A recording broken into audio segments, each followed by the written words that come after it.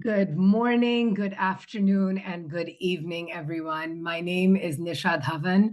I am the Vice President for Impact and Influence at Empower the Emerging Markets Foundation. I'm so glad to be here today and so thrilled to be sharing this space with you all, our attendees, as well as with our esteemed panelists who are here today.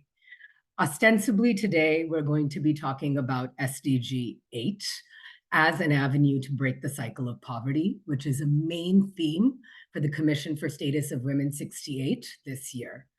SDG 8 is focused on decent work and economic growth. But our argument today, which we're going to take you through in the next 90 minutes or so, is that this SDG and none of the other SDGs can be achieved without two things.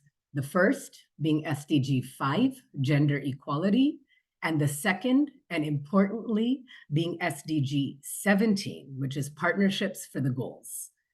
And that is why we are here today, to showcase insights from India from the perspective of the government, philanthropy, civil society, multilaterals, and the private sector. All of us today are bound by a common aim, which is to realize the ambitions of SDG 8 by 2030. And that's why I'm thrilled to be moderating a panel with Amit Kumar from UNDP India, Dulon Ganguly from Azad Foundation, Sakshi Khurana from Niti Aayog, and Pooja Nanda from Mahindra. So I want to begin with a little story about non-traditional livelihoods for Empower, which is that in about 2010, Empower had been funding livelihoods programming across the world in 15 different countries. And what we saw was no matter where we went, women were pigeonholed into certain careers. It was soap making in Ghana or bead making in Mexico or petticoat salai or sewing in India. And we said there has to be more out there. So at that point, we undertook a study, and emerging from that, we realized that non-traditional livelihoods was a critical avenue to engage women in labor force participation. And for that, we actually created our definition of non-traditional livelihoods, which is three things. One is entering livelihoods trajectories or entering careers or pathways that have been restricted to women because of their gender. The second is entering green jobs or entering livelihoods pathways that have not yet been gendered. And the third is entering livelihoods pathways that have been restricted because of multiple other marginalizations, such as class, caste, and race. And that is what we mean by non-traditional livelihoods. But to that, I will add the definition of the Non-Traditional Livelihoods Network, which is a phenomenal network of practitioners of non-traditional livelihoods in the civil society space, who also add that non-traditional livelihoods are dynamic and that they are context specific, which means what is non-traditional today might not be non-traditional tomorrow. And what is non-traditional in the Indian context might not necessarily be non-traditional in other parts of the world.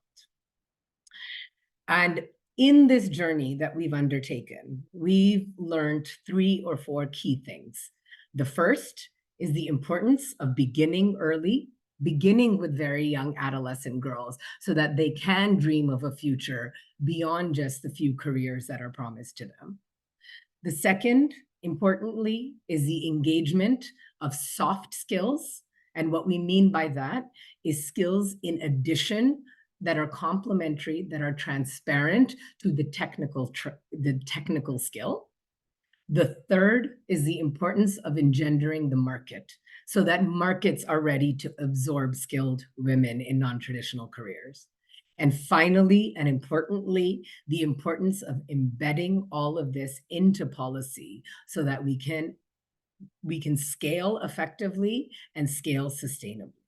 And these are several of the things our panelists will speak about today. So I'm not going to go into very much details because there's far more expertise on this panel. So Today, we are about to unpack our journeys as a group of stakeholders who are interested in non-traditional livelihoods, who are bound together by our conviction in non-traditional livelihoods, and we're hoping to share what our journeys have been like, what we've learned along the way, and what are our insights from India for the rest of the world. I'd like to just take a moment to speak about a few housekeeping points. The first is that in order to save time, I will not be introducing the full bios of our esteemed panelists. Instead, as I begin asking them questions, we will be pasting their bios into the chat so you can read along. The second thing is we will be recording this webinar for future dissemination and for those who have registered and are unable to join us today. And finally, we will be having a Q&A session at the end of this webinar. So please post your questions into the Q&A, and we will endeavor to answer as many of them as we can live. So without further ado, I would like to call upon our first panelist, Dr. Sakshi from Niti Aayog from the Government of India. Hi, Dr. Sakshi. Hi, Dr. Nisha. Hello, everyone. Thank you so much for joining us today. And my question for you to kick us off is, why is non-traditional livelihoods important to Niti Aayog? And why do you believe that non-traditional livelihoods is an important avenue from the government's perspective to realize India's skilling ambitions? Thank you. Thank you for inviting me. And it's wonderful to be a part of this discussion today. During our work, which is all about encouraging, promoting skill development and livelihood, we found that women in all initiatives, whether they're government initiatives or initiatives driven by employers, by civil society organizations, women are very often concentrated into stereotyped roles and occupations, which often result in lower incomes for women and also they also minimize their chances for upward mobility. I found in my own research, for instance, which I was doing for my PhD, that women in the garment sector were always stereotyped as women home-based workers who were doing embroidery or button stitching. These were tasks which they were learning from their own family members or neighbors. And these tasks always paid less than what men were doing in factories. I also undertook research on construction sites, where I found that a woman was always working as a beldar or as a helper to a skilled worker. She started off as a beldar and remained a beldar throughout her life. Whereas for a male worker could transition from being a beldar to a mistri or a skilled worker and could even move upwards to become a contractor. So these options were completely absent for women. Our work with different stakeholders, partners, our work with Empower really emphasizes that we need to have non-traditional livelihood options for women. We need to work with different stakeholders, employers, civil society organizations, so that stereotyping of women in certain jobs and occupations can be avoided.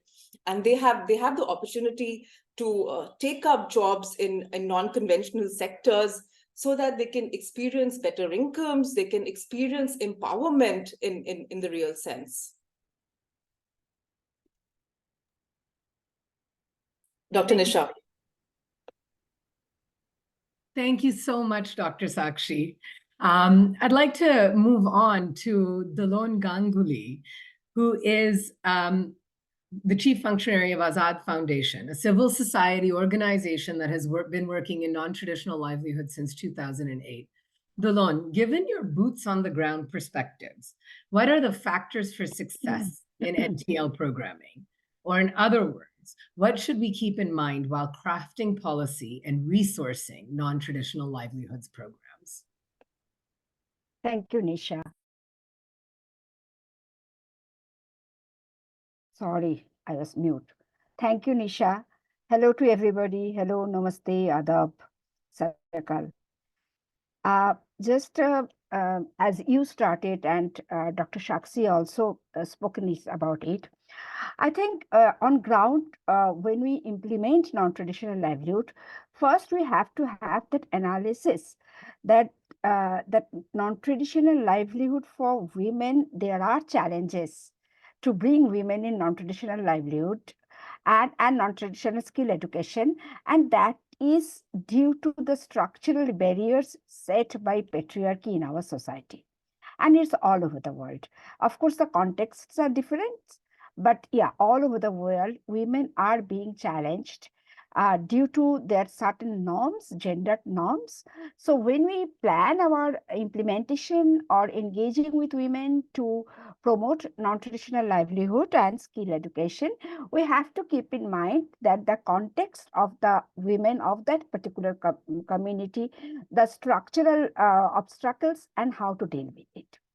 Keeping in that mind, I would also like to add here that also, I mean, Nisha said that in a different words, but women are not a homogeneous group. Even in Indian context, even within marginalized communities, there are different group of women. Their contexts, their challenges and their journeys are totally different. I mean, in Indian context, we can see that a journey of a Dalit woman is different than a woman from marginalized religion community, or maybe from the gender diverse community, even from the disability community. So with this thing, I would like to just say that in our case, what our strategies are, one is the engage with community, ensure that community, not the particular women whom we bring in, but their families and communities are supportive. There are conducive support and gender just ecosystem. Number two, when you bring them from the training, just not training, we call it skill plus plus. So basically transform them. Along with technical training, we have to provide them the training on self-empowerment and professional skills, which we call 21st century skill. When this transformational journey is complete, then we have to bring them in the market. And here I will say that there's a huge role of market to ensure that women are employed in non-traditional professions and they retain. And there is a need of lot of investment from the market and of course state, so that the women are there, women can retain in the professions. They have the gender inclusive infrastructure. Often we hear from our drivers who are on road that there is a huge issue and there is no washroom. We hear from the women in e-commerce industry, which is booming these days in India. There is a workspace, but there is no separate toilet for women. There is no separate space to have their lunch. So all these things, even in some companies, they don't have yet sexual harassment at workplace policies. So in our case, the strategies is engage with community. And when we say engage, it's not that we go from outside and make awareness, but we capacitate the young women and men to make them the gender advocate, the feminist leaders, we call them. They support other women to have the violence-free lives, to have the, I'll stop here. So again, I'm just saying engage, transform, employ, and retain. And in retention and the employment, there is huge role of market and state. I'll stop here. Thank you. Thank you so much, Dolon. And you ended with where Pooja is going to begin. So Pooja, tell me that one of the things that she highlighted is the importance of sensitizing the private sector, the importance of markets. Can you share more about how Mahindra is working to bring 1 million women across India into trades, many of which are non-traditional? Thank you, Nisha. Thanks for having me. So just allow me a second to offer perspective before I dive into the answer. I feel that if we really have to genuinely empower women financially, then the set of jobs considered non-traditional in the future should be much more restricted set than it is today. I think we're all agreeing to that. India is gearing towards a $5 trillion economy and looking to bring a lot of companies, particularly in manufacturing, into India.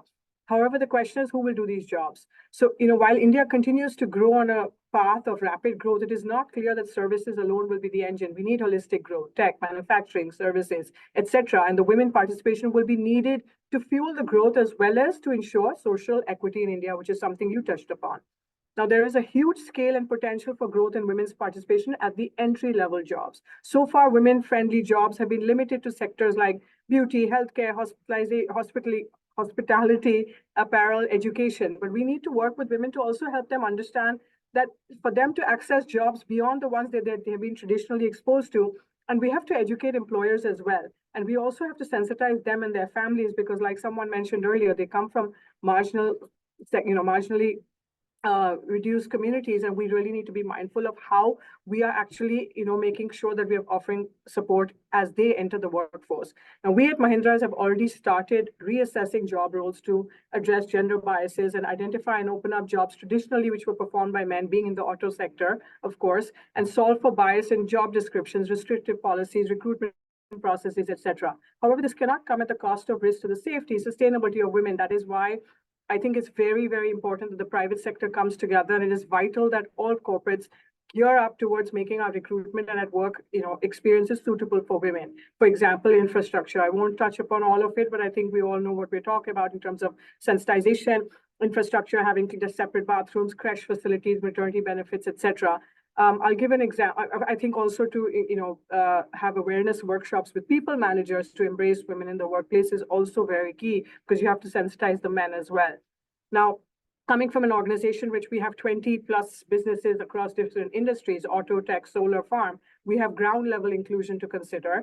I'll give an example of our tractor factory I just visited up north, one of our factories, which has now 18%, which is unheard of in the last 2 years, women on the shop floor. And we have 500 plus women, very low attrition, 1%. And we have, as an organization, Mahindra has recently published a very, very generous maternity policy. I don't know if anyone heard about it, but it's about supporting women from the time they think about their pregnancy, including adoption, surrogacy, IVF, etc., to the time the child is actually 5 years old. So it's not just the pregnancy cycle or the maternity, but career assurance to make sure they will have a job when they come back, either the same role or a lateral role, supporting them through the process and making sure that they have benefits that cover a lot of the aspects of where they need to make sure that they are able to work. Now, the idea is to have dignified work for women that can help build agency along with an increase in income. So leadership, social, and structural support are all very important. The last point I'd like to make is that from a CSR lens, our commitments towards ESG were announced in 2021 to empower 1 million women by 2026. This is a very ambitious goal, and we recognize that we cannot do this alone. So we have been running skill training programs for almost 2 decades now, but focusing much more now on a formal employment into the program and building higher focus on that. Convincing employers for jobs is half the battle won, but we must also sensitize the women and their families towards this. We are doing a lot of that. And as part of our programs, we provide counseling for the job seeker as well as their family to break these pre-existing gender norms and overcome some of the social barriers, including migration, which we know is a hindrance to women entering the workforce, especially in manufacturing jobs. We have started witnessing small victories at this point. Now, last but not least, what can be done in the future going forward? Unlocking MSME jobs, collectively one of the largest employment pools in the country, is very important. Organizing them into a collaborative to ensure they're ready to invest and recruit women, because a lot of these organizations cannot currently afford in investing in infrastructure policies that make them gender conscious, which is, some of the larger organizations are able to do that. So we need to leverage the power of technology, the reach of the government. We've heard from them. Secondly, as corporates, we have to change. We have to be more mindful and intentional in our hiring practices, unlocking more roles, and making sure the environment is conducive for women. The time has come. We cannot wait any longer. India's growth story is incomplete without its women. So I think collaborative action is absolutely necessary to enable change at the ecosystem level. I'll stop there. Thank you so much for that, Pooja. So Amit, moving on to you. NTL and skilling in particular has been an important area of focus for UNDP in India.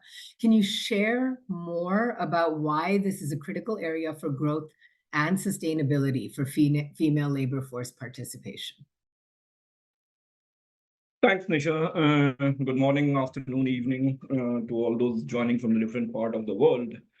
You and all other co-panelists have already kind of answered that question, that why it is critical. And the simple answer to your question is basically that's women's participation in the workforce and their ability to access opportunity is essential and critical for when we talk about the whole gender equitable, inclusive, and sustainable inclusive growth. Before looking into this, and if you look at the data, not because of the time, I'm not getting into all the data points, but just one, if you look even into the NSSO 2023 data, it talks about that 50% of Indian women in the age group of 15 to 29 is in the NEET category, which is neither in education, training, or employment.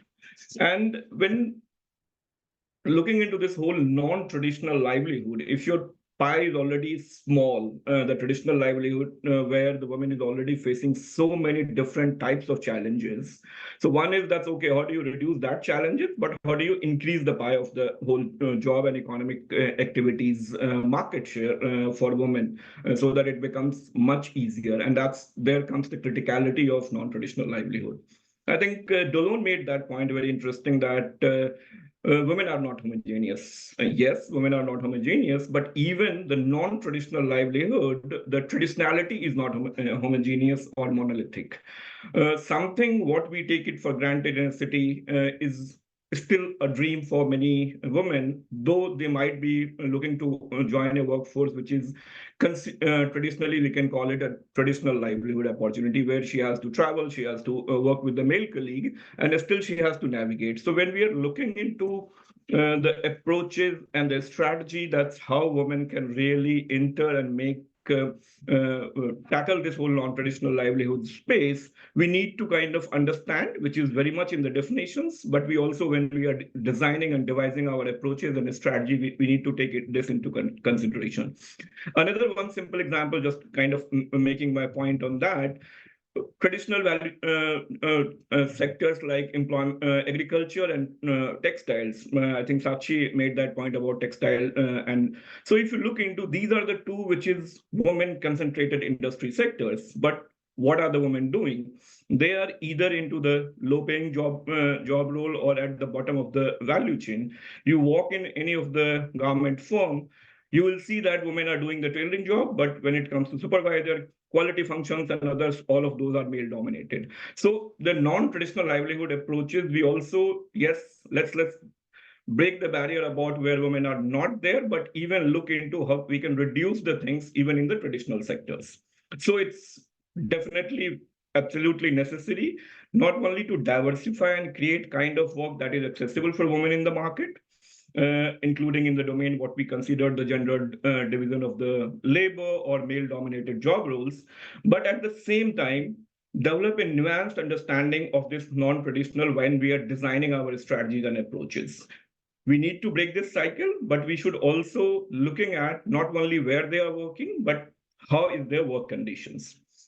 Having come to that point, what we are doing and why we are kind of, what are the different ways in which we are trying to tackle or trying to foster this issue. First and foremost, what we want to say, or what I want to say, that's what we are consciously taking an effort that's avoiding the temptation of what we call the low-hanging fruit, right? All of us in the development sector always kind of somewhat guilty of being love in this kind of lowest hanging fruit approach. And what happens, that somewhere we kind of end up contributing to this whole gender division of job role when we promote women into the typical traditional pickle papa, beauty, tailoring, these kind of things. Nothing wrong with this, it helps women, but I think we need to consciously take that kind of a cut. That's how do we move where our investment, when like Pooja was talking about CSR and others, that it moves towards specific allocation for the non-traditional livelihood. And we at UNDP in the last 3, 4, 5 years, we have consciously moved towards working towards the NTL agenda.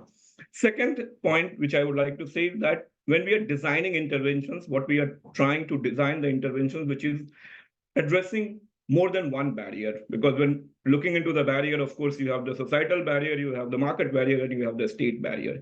So how do we work with the society, market, and state to enhance 3 or 4 things? Acceptability of the women's working, competencies, access and visibility of that one. And as a part of our work, we have worked with the corporates to work with the society so that the woman really gets the exposure to the workplace. Similarly, on the gender equality and value chain, I have seen the message. Just give me 30 seconds more, Nisha. Second thing, the point which Pooja talked about SME, a very important point. Corporates are moving on this DEI agenda. We need to work with the corporates on the supply chain, but simultaneously also. Two more points, quick. We need to identify and recognize role models. Role models not only of women in the non-traditional job role, but role models of employer, and where UNDP has gone ahead with this whole SME champion. And last but not the least, don't forget us, the men and boys. We need to engage with men and boys because we haven't been trained properly. We continuously need to be talked about if we are really looking into these societal barriers. I'll stop here, looking at you at the screen. Thank you so much for that, Amit. I'm going to now try and take the very, very difficult task of summing up these amazing, amazing comments and remarks from all of our panelists. But I think the 3 or 4 key things that are rising to the top for us is the importance of recognizing the multiple barriers that limit women from entering non-traditional careers, and therefore what we're doing and our response needs to be multifaceted. The second piece, which I think is a thread that Dr. Sakshi brought up, and it's something that all of our panelists have alluded to, is the importance of the entire life cycle. So that life cycle takes on 2 forms: from the moment a trainee leaves her house into the training center, once she is skilled into the job market. But the other thing that has also been lifted up is where in the life cycle of a job is a woman placed? At what level is she? So if she's at the bottom of the rung in a more traditional field, even moving upwards into a non-traditional field, even moving upwards or closest to where money is exchanged and assets are held, is also non-traditional. The third piece that's really come to the fore across all of our panelists is the importance of holistic training and support to women as they go through either of these life cycles. So the one being the life cycle from training to jobs, and the second is also the life cycle of their own careers and their own trajectories, whether that be the life cycles that they engage in as women. The third piece, I think, is the importance of market. Skilling is not enough. So unless we're holding hands with the markets, to engage with the absorptive capacity, we're not going to get very far. So it really speaks, and I'm going to use Amit's words here, to inclusive engagement and also sustainable engagement. And the fact that our multiple stakeholders who actually are spanning several sectors have echoed each other is an important testament in the importance of working together. So thank you so much for your opening remarks. Now, I'm going to slightly shift gears because we have several people joining us from all over the world. This is an official UN side event, so we have interest from several people who are engaged with livelihoods programming at the intersection of gender and livelihoods. So my next question for all the panelists is that up until now, we've really shared our own lived experience and insights from India. So to our listeners in other parts of the world, based on your own journeys, your own programming, what is your advice to them? What is the same and what would be different in mainstreaming non-traditional livelihoods practices in other parts of the world? So I'm going to call upon you in the same order. So Dr. Sakshi, will begin with you. Thank you, Dr. Nisha. I feel barriers to women, the challenges remain similar across the world in different country contexts, especially the barrier of unpaid care work, the burden of unpaid care work, which disproportionately falls on women. So it's very important, as you also said, addressing these barriers. So I think for across countries, for across regions, we need to have initiatives engaging with men. We need to have initiatives addressing and introducing policies such as parental leave, paternal leave, which can actively involve men in unpaid care work roles, so that women's care work burden gets reduced and they have more space to engage in non-traditional roles, because non-traditional roles very often require women to step out of their homes. It requires more time. It requires women to move out into public spaces. And secondly, it's very important, in all contexts, that there are proactive policies that bring women into non-traditional, and as somebody in the chat said, provide new opportunities to women. So we need proactive policies. Niti Aayog, in its recent report on the gig and platform economy, talks about how technological interventions are providing more opportunities to women. But even in the gig and platform economy, and I see some of the questions are talking about that, even in the gig and platform economy, we find more women concentrated in roles that are, in tasks which they can do from their own homes, rather than tasks which are location-based, where women are required to step out and take up roles such as delivery executives and drivers.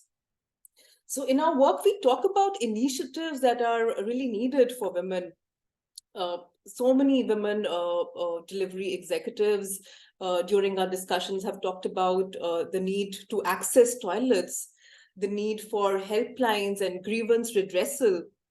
So that's really important as women are stepping out and becoming, more and more mainstreamed into the new digital economy. Also, for promoting entrepreneurship, I see one of the questions on women's entrepreneurship. Proactive policies that we discuss in our report also are important, where platforms, employers themselves are training women in non-conventional roles such as drivers, delivery executives.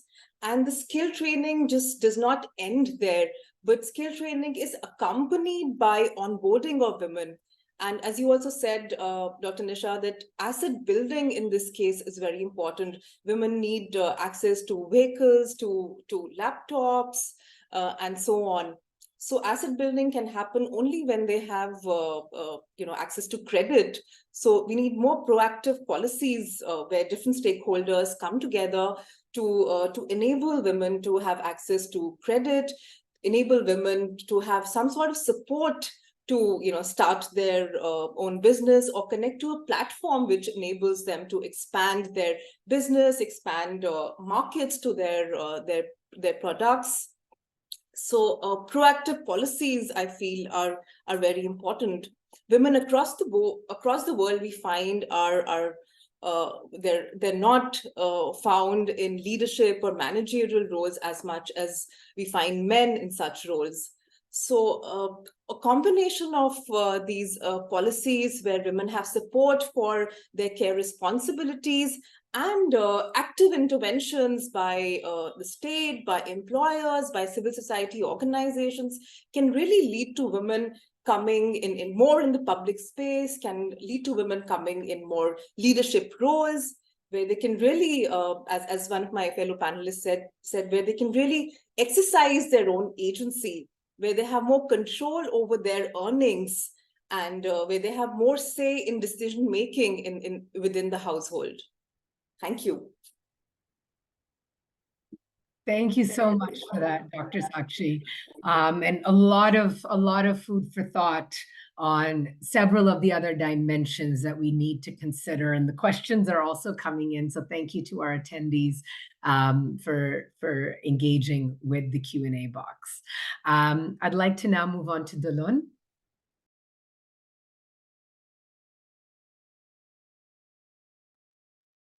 Hi, Nisha. Hello, can you hear me? Yes, Stallone, we can hear you. Please go ahead. Yeah, sorry. So in my thought is just I mean, to some extent I agree with my previous speaker. So yeah, the contexts, I mean, there are different contexts, but for all over the world, women face the structural barriers, what we are saying repeatedly, that is the same. I mean that the barriers are not same, but the barrier is there. That's the same thing. But what I think the differences are, I think in India we are now, of course, moving towards more in the non-traditional livelihood, and it's a buzzword being in India and across the world now, which is a good thing. But what all over the world, actually, not only in India, but in many countries, we need to keep in mind that women should be burdened to be part of this new journey or new opportunities. What one of the our audience also said, that new opportunities and all. So, which is women shouldn't be burdened on that. The burden should be on system, because I see another question on the system. Why we're not talking about system change, and why are we putting burden on women? Of course not. So the system should be burdened, or should be flexible enough to include women in these new opportunities. Now, when we see this, say these systems, it's also multidimensional. One area is skill building, of course, where, I mean, in India, at least, we see these days that that skill building organizations and the government are talking about skill building. There is a new scheme called Betiya Bane Kushal. So talking about women, bringing women in new skill, providing them new skill.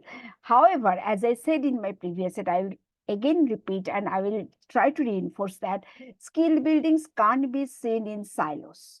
We have to have engage with the community. We have to have change the system or change their ecosystem. We have to ensure that women get the gender just ecosystem, so that easily they can join their I mean, they can exercise their choices in terms of joining non-traditional livelihood, or any livelihood, I would say, or anything in their life. They should have that agency. I mean, I'll just give an example. So one of our drivers, so I think many of us know, but just to again repeat, that Azad Foundation provide women the training to become professional chauffeurs and riders. And all over the India, there are in many cities, 8 cities, we work with partners and directly, where women drivers are trained by Azad and placed by our strategic partner, Sakha. However, what we see, that I'm just giving an example. One of our driver, one day, she was an excellent driver while during training, and we have the test system, and the final test, and the day of the final test, she failed. So I said that, why you have failed? That's a driving test. So she started crying, and then said that, what happened? Then she said her husband, who is a perpetrator of domestic violence, of course, the day before, the whole night, the day before her test, I mean, raped her. It was a case of marital rape, and beaten her so that she can't join that test. And her legs were so injured, she couldn't put her legs on the crutch. So you understand the scenario. So huge. One is the unmet care work, my co-speakers have spoken, and another is the violence and restriction of mobility. So these are, I think, the huge challenges for women. So that's what I say, that we can't see that only we'll build skill and we'll send them to job. It's not going to happen. We have to have engaged with the community. We have to have engaged with the larger ecosystem, where the mindsets are changed and women are welcomed in the new job opportunities, or one of our audience says that progressive job opportunity, whatever it is. So the onus is not on women, onus should be on the system, of course. I totally agree. Secondly, I just want to mention again that while these new opportunities are coming, but not always new opportunities are ready to accommodate women. So I'll stop here because the time and the 30 seconds, not even 30 seconds, 10 seconds. So, so the thing is that the opportunities are generated, but opportunities needs to be sensitive and accommodative to human, and there need lot of investment. And when we say about the skill building or retention or opportunity in employment and job, uh, that all sections needs to be expanded. It's not limited within UNDP or Niti Aayog or couple of civil society organization. It needs to be expanded all over. Just I'll end with the skill education institutions. They do have extreme potential to engage women in the non-traditional skill education in India. So that's an area we need to think of. I'll stop here. Thank you. Thank you so much, Dalon. Pooja, over to you. Well, so much is said and so much I want to say, but in trying to articulate myself and the thought, in keeping with the dialogue here, I'll just say a couple of things. One is that I think picking up on what Dalon said, skilling is not the only thing, but we are also focusing on what we call demand-based skilling, because it is really important to kind of, with our population as well and the demographic we're working with, it is very important to consider that we, may not have that many jobs for women at the entry level. So, and especially when we're talking about non-traditional livelihoods, it becomes very challenging. I think it's very important that corporations come together. We think about a collaborative on how we are skilling women, how we are sensitizing them and their families. And this, yes, this does include men and boys, because without that, you're not really empowering men. Because for the example that was just used, you have to have fathers, brothers, husbands, etc., supportive of that. And that also means support at home. So coming to my second point is around care economy. Where are we different in the rest of the world? No, I think women tend to play a very large part in, caregiving, as mothers, as with kids, as also, in India, it's also the in-laws, the parents, etc., aging parents. I think it's very important to consider how the ecosystem will support them when it comes down to the care economy and what their household chores, etc., are. And like I said, sensitizing them to non-traditional roles and the potential of career opportunities, aspiration matching, getting that kind of counseling done upfront for demand-based skilling to create those opportunities is very important to work in collaboration with other organizations. And I'll just give one more example of something we are doing. For example, everyone knows women work most laboriously in India on farms, and most of the work is done by farms by women, whether it's their farms or they're supporting someone else. We are working with women in regenerative agriculture and farming practices, where we provide linkages to the market. We educate them on skilling practices where they're able to either uplift their families by just because they're eating better, they're not having to spend money on food, or creating linkages to sell food and creating income and agency by providing livelihood or income opportunity. That's one example. Of course, the manufacturing sector is really important, bringing women onto the shop floors. But like I said, it takes a lot of counseling and aspiration mapping of both the women, their families, and men, and of course the corporate ecosystem, to make sure that we're able to bring these women into these jobs, and that you are providing as an organization, the demand side, the corporate side is providing a conducive environment and a work infrastructure for them to kind of thrive or last in these organizations. Because a lot of these women come into jobs and within 2 or 3 days or 2-3 months they drop out. So what are you doing to make sure that those we know the social cultural norms in India, we know the migration policies and the issues we have with migration mobility. What are we doing to create reduce those hurdles in the workplace? Thank you for that, Pooja. Amit, over to you. Thanks. I don't know what to say. I can accept that I agree with all my co-panelists because a lot has been said, and completely agree and in sync with what all my three co-panelists have already spoken. One thing which in my view we haven't talked about in terms of where we can, one is this whole issue of pay parity and wage gap, right? So when we are looking into the approaches and other, we need to work with the government, not only on the infra side, and Sakshi talked about policy, about skilling and entrepreneurship and others, but also how do you really move towards creation of even something enabling policy, equal remunerations and others, because one of the data of ILO study talks about for the same job, forget about the skill hierarchy, but for the same level of job, women are being paid 20% less compared to men globally In India, this goes up to 34%. So that's something in our kind of, and I'm bringing this up because we haven't really spoken too much on this part. In my view, I think if I just kind of try to comprehend or try to kind of bring together what Sakshi, Pooja, and Dolon have said about what is working here or what is not working in India can be taken to any context, provided we take an elevator approach. So basically, of course, elevator approach means with the policymakers on enabling policy, on creation of these infra, care is definitely a huge burden, and so many other things. At the measure level, with the CSOs, with the company, and specifically, I'll keep on highlighting the importance of engaging and supporting small and medium businesses to really adopt this whole agenda of whatever the name we talk about.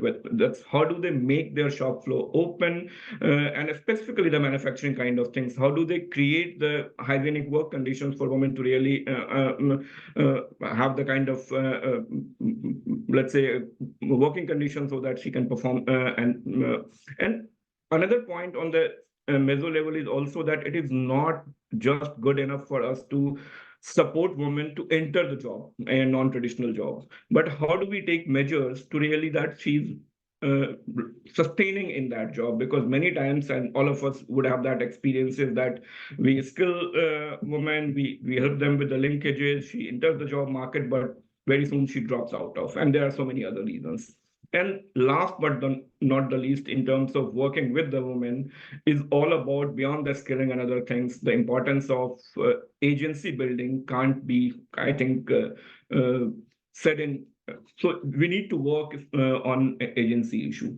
So for me, I think, and many of the things I talked about earlier, that's our interventions, our approaches, what has worked in India. Is basically wherever we have been, and this I'm talking more from an UNDP perspective, wherever we have been able to create a kind of which is on the intersection of society, market, and states, the success have been much better. Just to close with one example, that was something that we did 3-4 years ago when we were working on a program, Women Economic Empowerment, which had a target of 1 million women in a state like Haryana, which is highly patriarchal, and we work with the corporates, Jindal Steel. We work with the society because initially there was so much of resistance from the society that girls won't go even for the skilling. And then with the state from the skill service provider. So identify, mobilize, remove their barrier of the societal, the parental barrier, train them, put them on the shop floors, give them the support even after post-placement.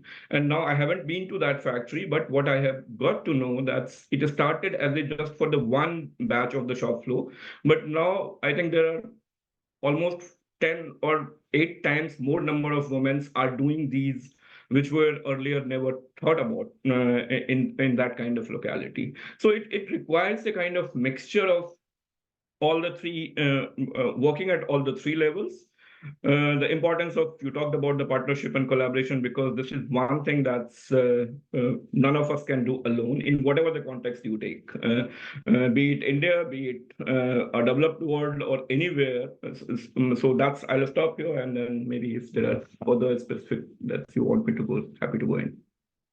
Thank you. Thank you so much for that, Amit. So I'm gonna try and sum up in 5 words now. So the 5 messages from multiple stakeholders from India to the world. The first is addressing social norms or social barriers. The second is the importance of partnerships. The third is the importance of an ecosystem of support. The fourth is the importance of policies, and the fifth is the importance of working together. I hope I was able to do you all justice. You know, you've also just been remarkable at answering several of the questions that have been posed in the Q&A. So I'm going to purposefully lift out the few things that have not been spoken about right now. So I'm gonna lift up 4 questions in the chat, in the Q&A right now.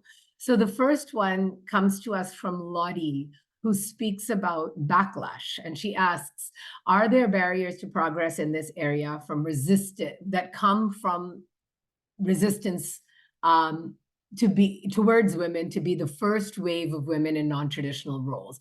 For example, asking them to deal with the preliminary discrimination and hoping that later generations of women will not have to address or dismantle. Is this an additional burden for women as they take on non-traditional spheres?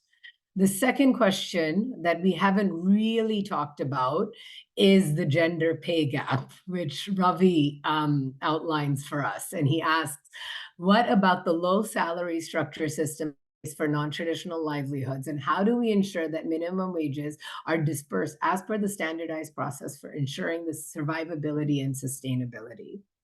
The third question comes to us, sorry, bear with me, from Cynthia, who asks, what recommendations do panelists have with regards to the earliest part of the life cycle? So opening up girls' awareness and opportunity for non-traditional livelihoods so that the gatekeepers in their lives are not seen as inhibitors, but as supporters.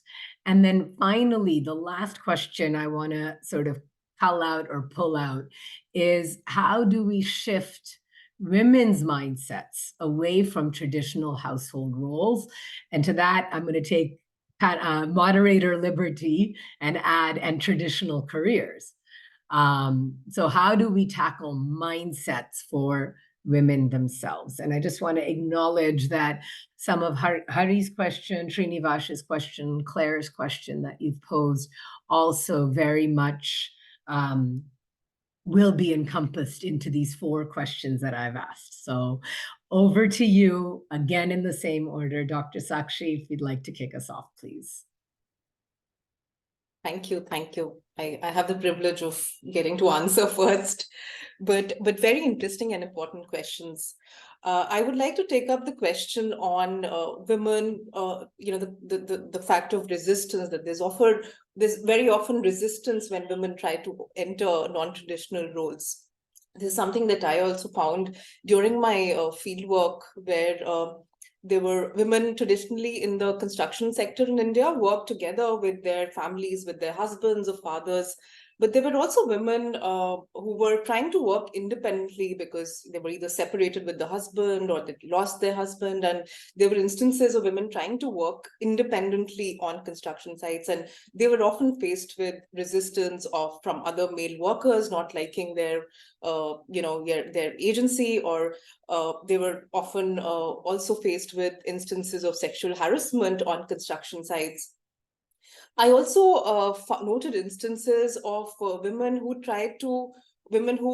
could upskill themselves and who could actually transition from helpers to skilled workers. A skilled worker in India is a skilled construction worker is called a mistri. So there were women mistries, and they were also, I found Seva at that time was undertaking initiatives to skill construction workers, and women workers could actually, they were certified after the skill training. But during my research, what I found was that these skilled women workers did not actually end up getting jobs as skilled workers or as mistries. So that was a very interesting story of resistance from employers, from their, people from their own community that women faced.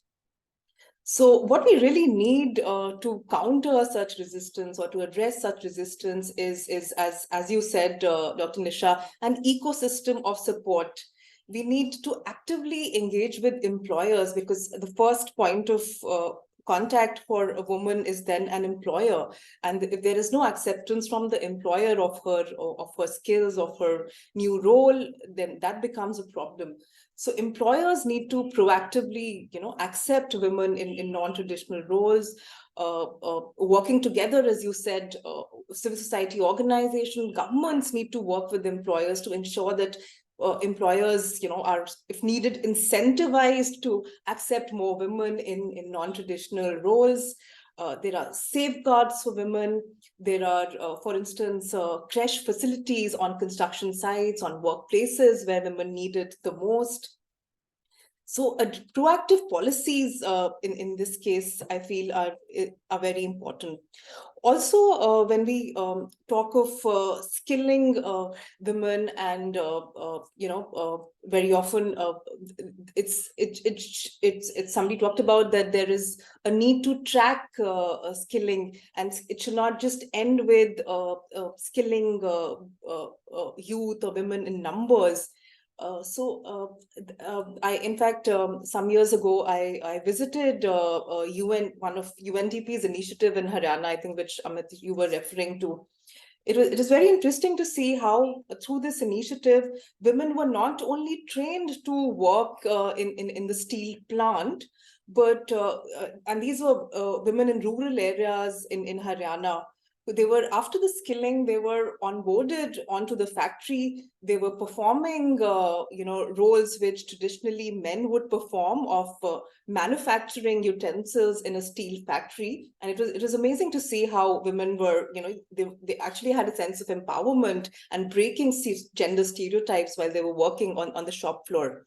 But what I really learned through such examples is that skilling women needs to be accompanied by other complementary initiatives, such as transport facilities for women.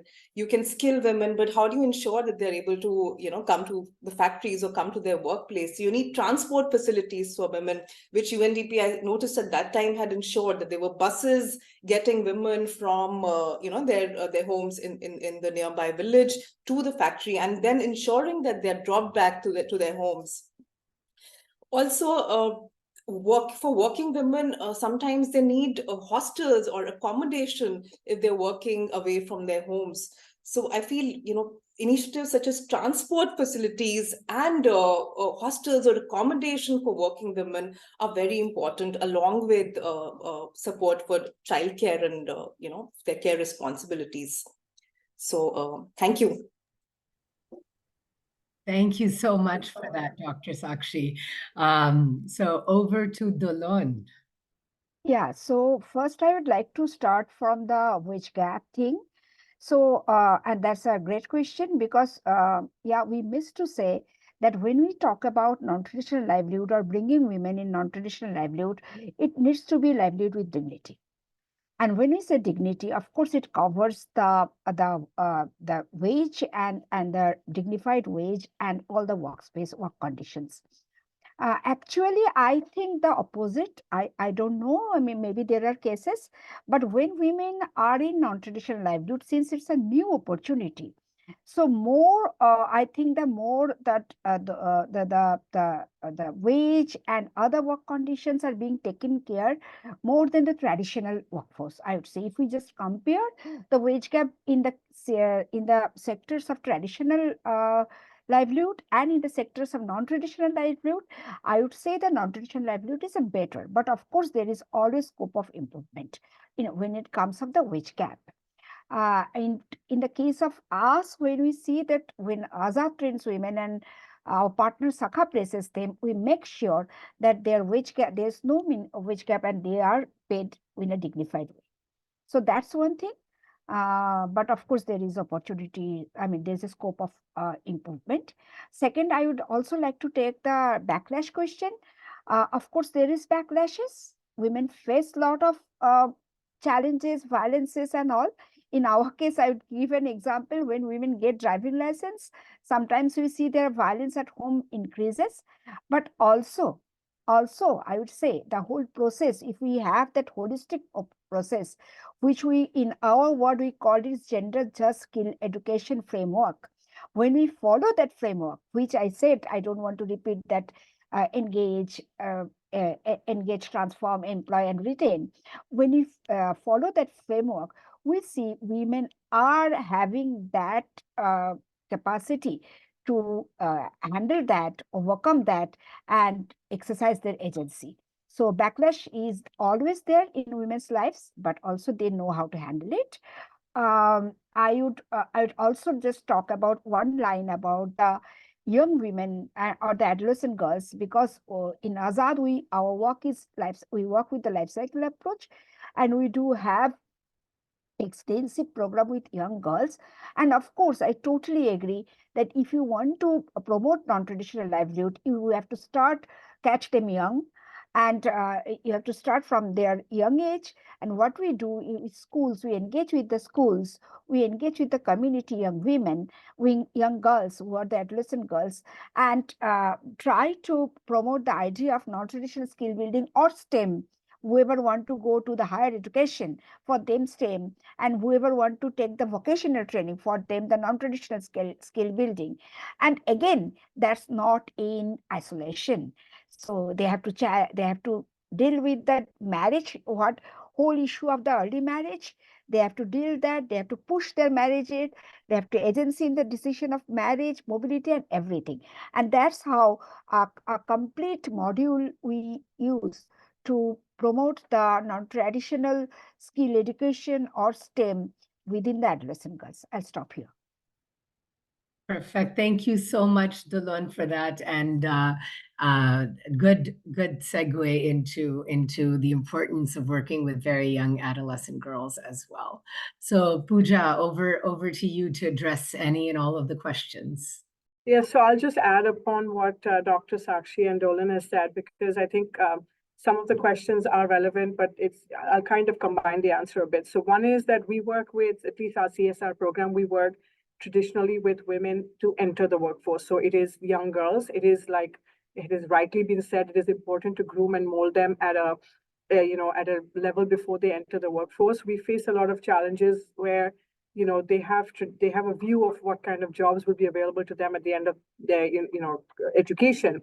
So we are kind of working with girls in government colleges, ITIs, polytechs, etc., where mobilizing the girls is also very important, and how you mobilize and sensitize them and their families in terms of aspiration mapping. It's very important that they understand the aspiration. So there is one aspect of domain and vocational technical skilling towards a particular kind of course, where I feel if a woman is doing that in some way or form, she's kind of determined to work anyway, because a girl is not going to go to a healthcare or a mechanical engineering course if she doesn't really, want to kind of have a job at the end of it. So they do aspire for jobs, but we provide what we call employability skilling or grooming or life skilling in terms of how to groom a girl into what it means to, digital literacy, preparing to work with men, etc., how to interview, how to conduct yourself, how to deal with women, other people, because a lot of these women have never seen, forget other women, they may not have seen people in their community work before, because they may be coming from, farming backgrounds or labor, etc., where women have not traditionally worked, but even men in their households may not have had formal wage employment. So how do you prepare them to enter the workforce? So that's one aspect of it. Backlash, of course, there's a lot of that you can only do your best in terms of sensitizing the community up front. They do have a lot of that, where the families say the girl can study as far as she wants and she can educate as far as she will go, but she won't work. So I think once a woman sees income and agency, sees financial independence, people in the community and her own family sees the upliftment of how she's running the home. Kids have a better life, their home is better, they have a little bit more food security, income security. A woman kind of puts back her earnings into the household. Then I think it creates a little bit of a ripple effect in the community and other part of the ecosystem, to say that working has kind of given her not only financial independence and autonomy, but being able to kind of create, the community has been uplifted. And the third thing is, again, like I said, I talked to a lot of the girls on the manufacturing shop floor.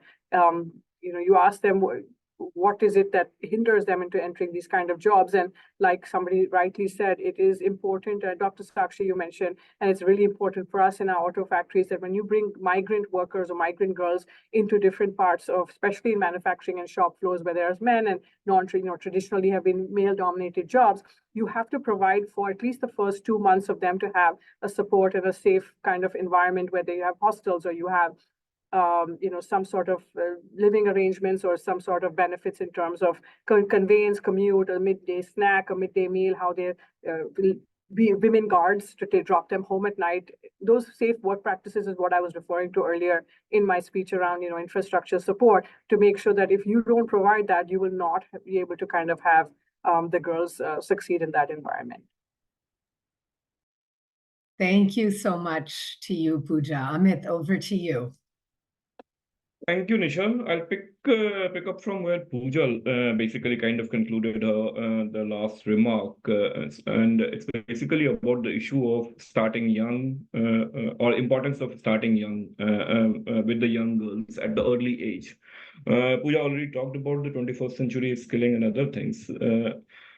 Based on our experience, what again we work with something similar to what Pooja was talking about with the government schools, colleges, and others, but where we witnessed the maximum amount of impact, where we were able to combine three or four things.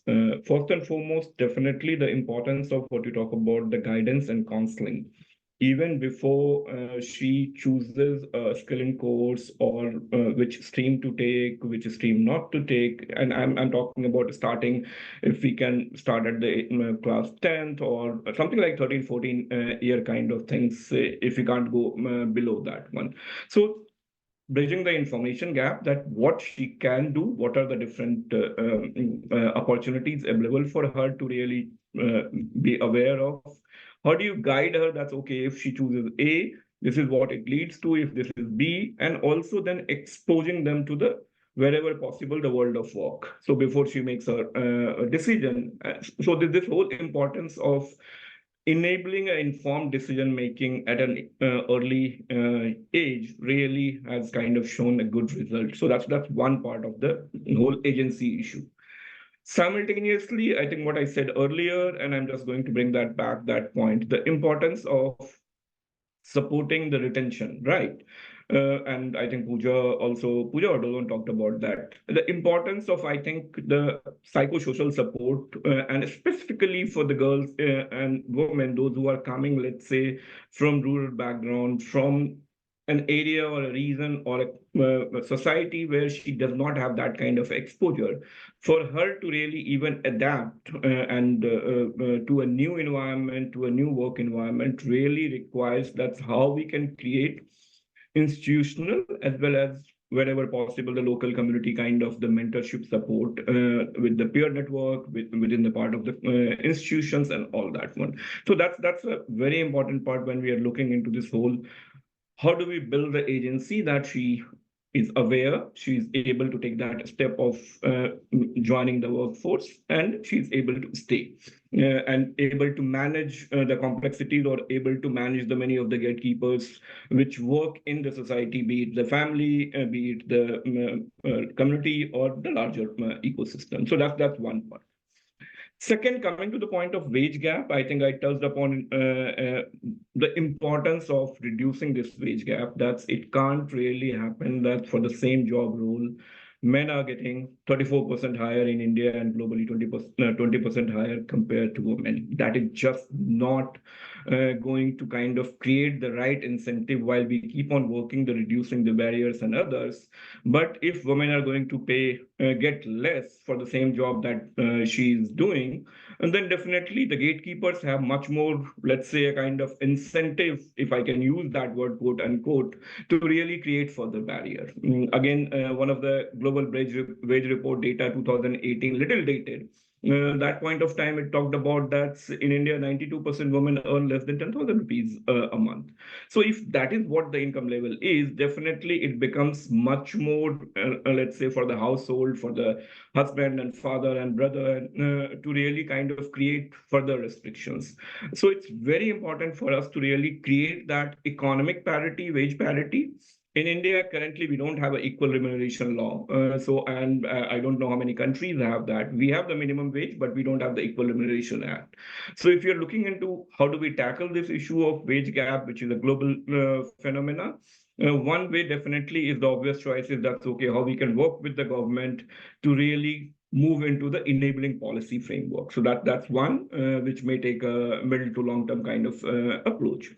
Simultaneously, I think, again, bringing back the whole point, that's engaging with the employer and specifically the small and medium businesses, the importance of, or let's say the business case of hiring more women, the investment that employer has to make in creating a safe, enabling work environment for women to really work is paid. And so how do you bring that kind of a sensitization, awareness, and support to small and medium businesses, that there could be a two-way approach to bridging this wage gap. One could be the policy enabling framework, and the other could be about more from a demand side, actors on their own voluntary kind of mechanisms. So these are the two issues. Of course, the importance of, I think, across everything, I think unpaid care work, we know, and that's why we haven't spoken about much. So how do you really create infra and the incentives, incentive not always economic, to reduce and redistribute this whole unpaid work, burden of unpaid work on women, young, old, everyone? That's a great way to go. I'll stop here. Thank you. Thank you so very much. I mean, I think the four questions that I picked up, one on backlash, one on younger adolescent girls, one on the gender pay gap, and one on changing mindsets, could have been a webinar in and of themselves. And you've actually been able to address so many of them with policies, with ideas, with your lived experience. But so much of that really does speak to holistic training, sustainable training, recognizing that there's multiple factors at play, recognizing that we need to work together. So in many ways, we've actually gone full circle from the beginning of this webinar to the end of this webinar. So we are doing very well for time, and I'm again taking moderator liberty by asking all of our panelists a bit of a surprise question, which is, if what you're doing, you're all passionate about non-traditional livelihoods, if what you're doing is successful, then what does the world look like? And to give you all a minute to really think about that, is what is your vision for the future? I'm going to start with myself, and I'm going to start with my vision by answering two questions, which is that one is from an anonymous user, so I don't know who it is, but it was asked, why do we need non-traditional livelihoods for women? And the second is from Hari, who said, why are we calling it non-traditional? Should we not be calling it new opportunities or progressive? And in my mind, as somebody who is not only a practitioner, due to the fact that I have worked on this issue at Empower for over 12 years, but also as an academic who studied non-traditional livelihoods in particular, success for me would look like being able to say that this is all old news, this panel is wildly unnecessary, and we don't need non-traditional livelihoods for women, because work is work. And that is what success looks like for me. So Dr. Sakshi, over to you to hear your vision for success. Well, I really loved your response, Nisha. But yeah, for me, of course, given that we're working in this space of skills, livelihood, and employment, our vision would be to see how we can reimagine existing policies, how we can reimagine existing structures that are in place for providing skilling to women. So that means really reimagining the skilling ecosystem that we currently have of industrial training institutes, of the short-term training courses that we have, and a lot of other training and vocational education that takes place.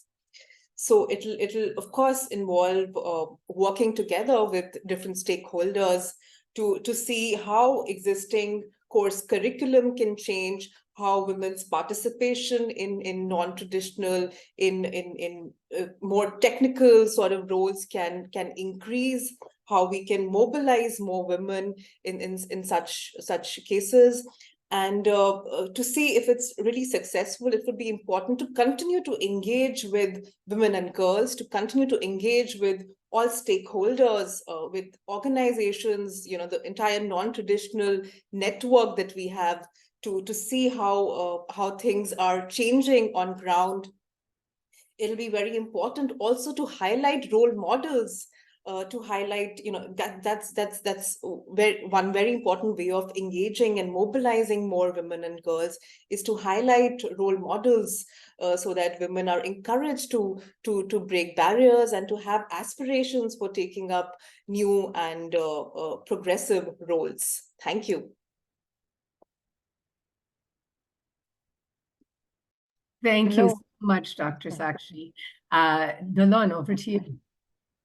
So Nisha, I think you have taken my answer. First I say, no, just jokes apart. I mean, we're all on same boat. So I have written, when you ask this question, that there should be no livelihood which is called non-traditional livelihood. That's the way, when I see the world, the success, what I vision as, or I dream, is that this non-traditional livelihood is, the word is not there. So all work is for everybody, number one. But having said that, also my dreams are, I mean, there are a list of things. So women have holistic access to their holistic agency, I would say, on their lives and decisions over their bodies, over their choices and everything. That's the world I dream for, or we dream for. And also when we say that this holistic agency, it includes the access and control over their finances, their finance plus their well-being and everything is ensured.